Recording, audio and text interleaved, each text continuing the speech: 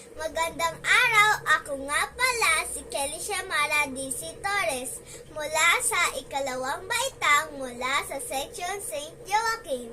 Ngayong araw, ibabahagi ko sa inyo ang isang magandang lugar sa Pilipinas.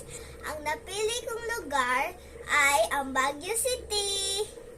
Napuntahan ko ito kasama ang aking pamilya. Naging masaya ang aking karanasan sa pagbisita sa Baguio. Ang Baguio ang pinakamasaya at pinakamagandang lugar para sa akin. Sa aking paglalakbay sa Baguio, marami akong nakita at napuntahan na magagandang pasyalan at tourist attraction. Sa aming pagdating sa Baguio, ang Burnham Park ang una naming pinuntahan. Ito ay isang parke na lungsod ng Baguio. Pinangalan ito kay Daniel Hudson Burnham, isang Amerikanong arkitekto na nagdisenyo ng lungsod. Ang Mines View Park ay napakaganda dahil sa tanawin na pwede makita doon at marami din nagbebenta ng mga souvenirs.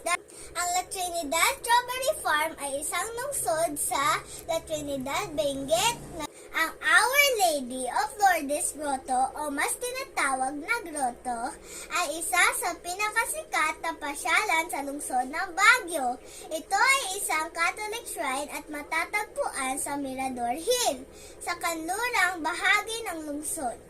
Mayroong bilang na 252 ang kailangan akyatin ng mga turista upang makarating sa tuktok ng lugar kung saan makikita ang rebulto ni Our Lady of Lourdes Grotto.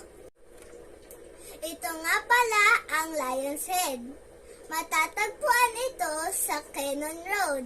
Marami ang nagbebenta dito ng mga pasalubong na pwede mong ibigay sa kamag-anak o mga kaibigan mo, kagaya ng nabili namin doon.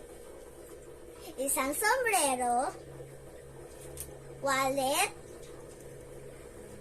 keychain, at iba pa.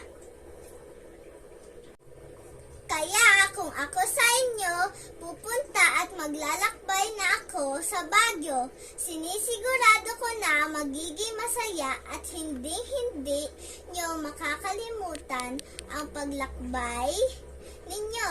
Ako nga pala si Kelly Shamara DC Torres at nagsasabing it's more fun in Baguio. Salamat!